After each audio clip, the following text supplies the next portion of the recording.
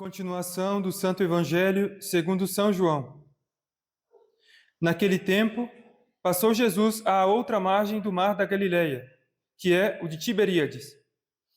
Seguindo-o grande multidão, porque via as maravilhas que fazia aos que eram enfermos, subiu então Jesus ao monte e sentou-se ali com os seus discípulos.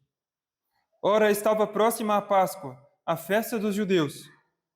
Levantando Jesus os olhos e vendo que uma grande multidão vinha a ele, disse a Filipe: Onde compraremos pães para dar de comer a toda essa gente? Dizia isso, porém, para o experimentar, porque bem sabia ele o que havia de fazer. Respondeu-lhe Filipe: 200 dinheiros de pão não bastariam para que cada um deles recebesse um pequeno bocado. Disse a Jesus um de seus discípulos, André, irmão de Simão Pedro: Está aqui um moço que tem 5 pães de cevada e 2 peixes. Mas que é isto para tanta gente? Disse-lhe Jesus: Fazei assentar toda essa gente. Havia no lugar muita erva. Assentaram-se, pois, os homens, em número de quase 5.000. Tomou então Jesus os pães e, havendo dado graças, distribuiu-os aos que estavam assentados. E, igualmente, distribuiu os peixes quanto eles queriam. Quando eles já estavam fartos, disse a seus discípulos: Recolhei os pedaços que sobraram, para que se não percam. Recolheram-nos, pois, e encheram 12 cestos de pedaços dos 5 pães de cevada que sobraram aos que comeram. Vindo então aqueles homens o milagre que Jesus fizera, diziam: Este é verdadeiramente o profeta que deve vir ao mundo. Mas Jesus, sabendo que o viriam buscar à força para o fazerem rei, afastou-se, indo a um monte para estar sozinho. Em nome do Pai, do Filho e do Espírito Santo. Amém.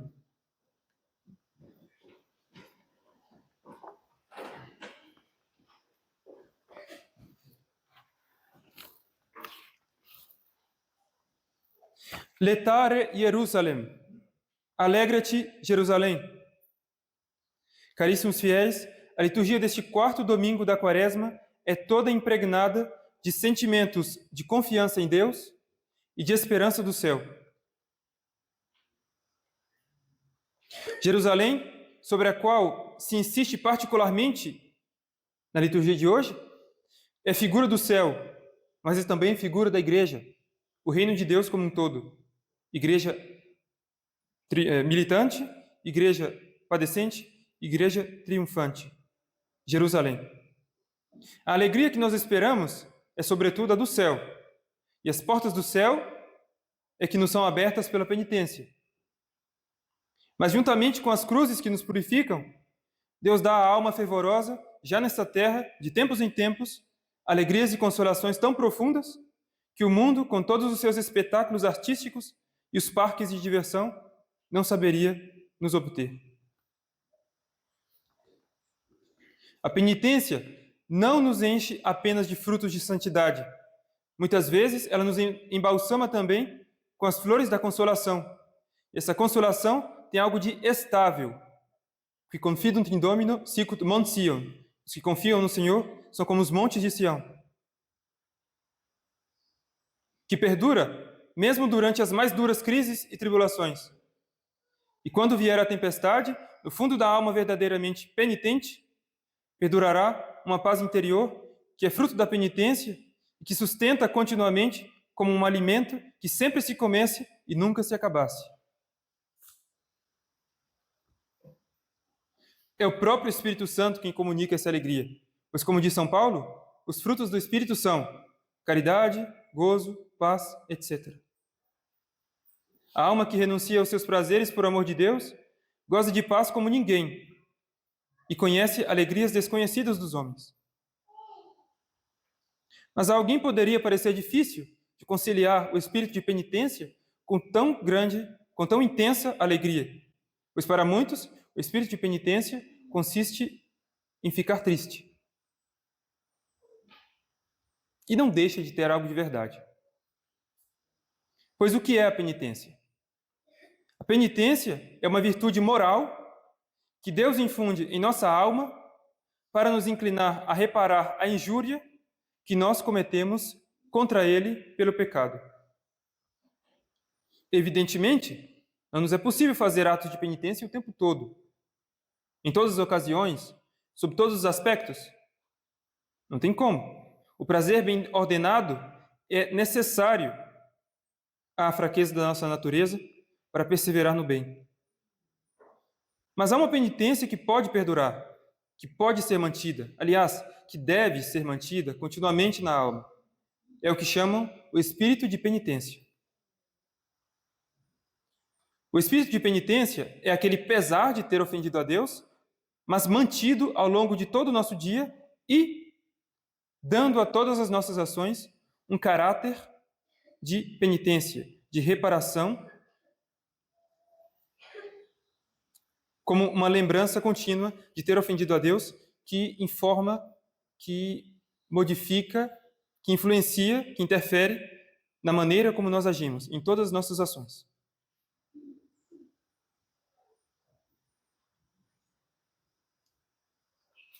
Santo Tomás vai além, dizendo que não somente é possível que essa penitência interior seja mantida continuamente, mas é necessário para a salvação.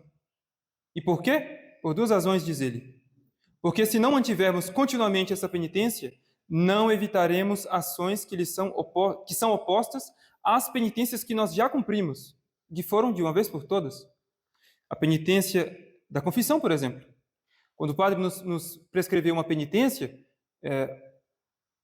correspondente ao pecado que confessamos, ou aos pecados que confessamos, aquela penitência que nós realizamos para reparar para o nosso pecado, não foi por um tempo, não foi estou arrependido de ter pecado, de ter ofendido a Deus, vou fazer esse ato para reparar e para continuar me arrependendo enquanto durar a penitência. Não, é de uma vez por todas.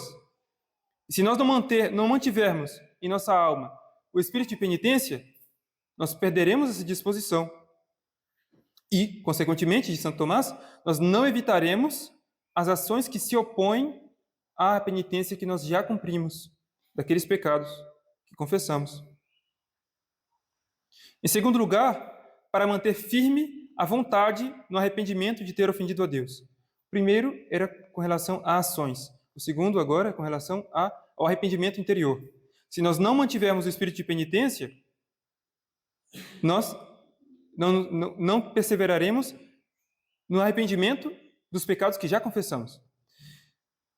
Se, por exemplo, eu me confessasse hoje de ter cometido um furto, e eu fizesse o ato de contrição, me arrependesse sinceramente, cumprisse a penitência, e amanhã eu me gabasse desse furto, ou me alegrasse interiormente, me regozijasse interiormente, por quê? Porque perdi o arrependimento, perdi o espírito de penitência. A penitência que o padre passou acabou, já cumpri, mas o espírito de penitência deve perdurar. Assim, a penitência não acaba quando acaba a quaresma, se falamos de penitência da quaresma. A penitência não acaba tampouco tendo acabado a confissão, ou tendo cumprido nós o ato satisfatório que o padre nos prescreveu. Ela deve ser mantida continuamente acesa na alma, a fim de que as trevas do pecado e do erro não nos dominem. Mas se essa dor de ter ofendido a Deus deve ser tão contínua, como então teremos momentos de alegria? O introito de hoje nos exorta a alegrar-nos. O salmista nos exorta a servir ao Senhor com alegria. Servite Domino in laetitia. E São Paulo, inclusive cantamos isso no terceiro domingo do Advento, nos exorta a que nos alegremos sempre. E ele repete e insiste, iterum dico semper. E repito, sempre. Nos alegremos sempre no Senhor. Gaudete in Domino semper. Será possível estar triste e alegre ao mesmo tempo?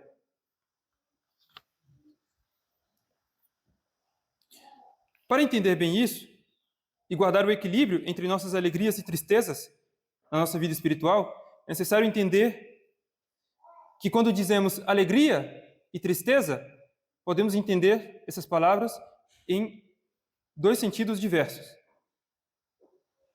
Primeiramente, no sentido de uma paixão, no sentido da paixão de alegria, paixão de tristeza, ou seja, algo que nos vem, não algo que nós produzimos, algo que é produzido em nós, que nos ocorre, que nos vem, que nós padecemos.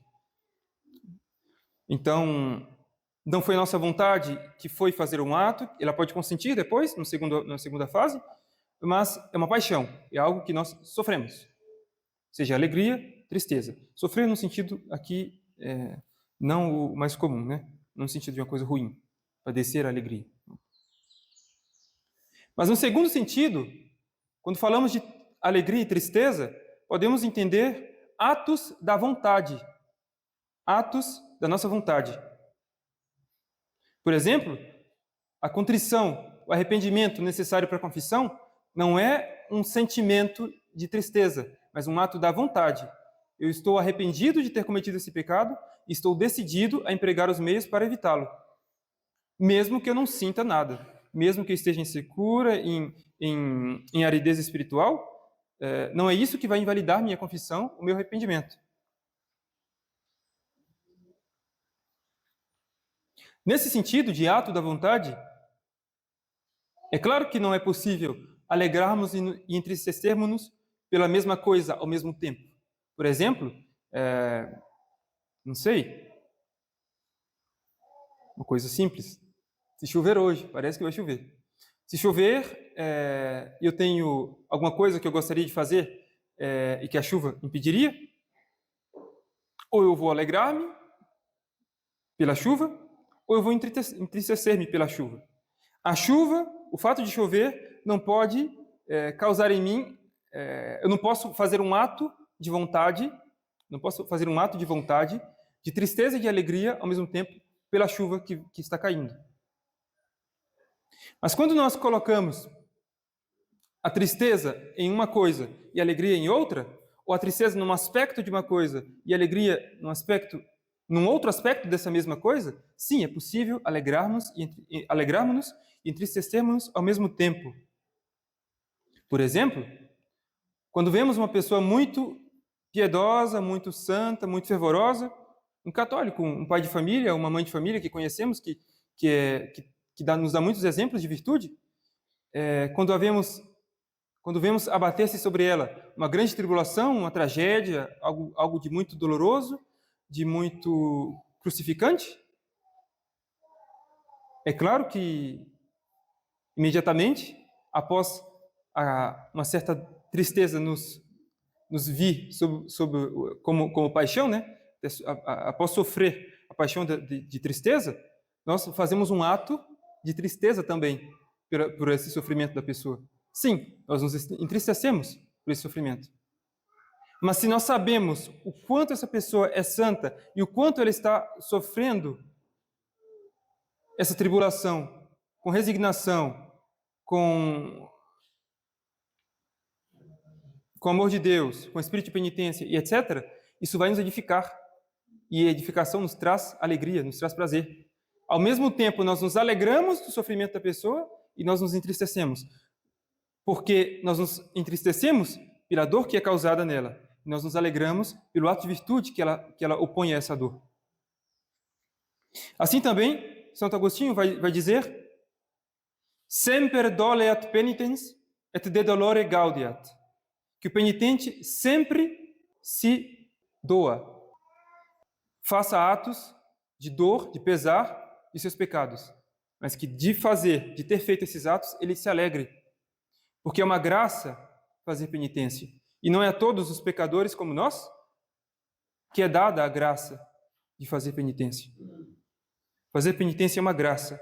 E uma graça que se obtém sobretudo pela confissão, sem dúvida, mas pela Santa Comunhão. O milagre do Evangelho de hoje é um milagre que é uma imagem da Santa Eucaristia. Que Nossa Senhora nos obtenha a graça e saber nos alegrarmos das nossas penitências. Em nome do Pai, e do Filho e do Espírito Santo. Amém.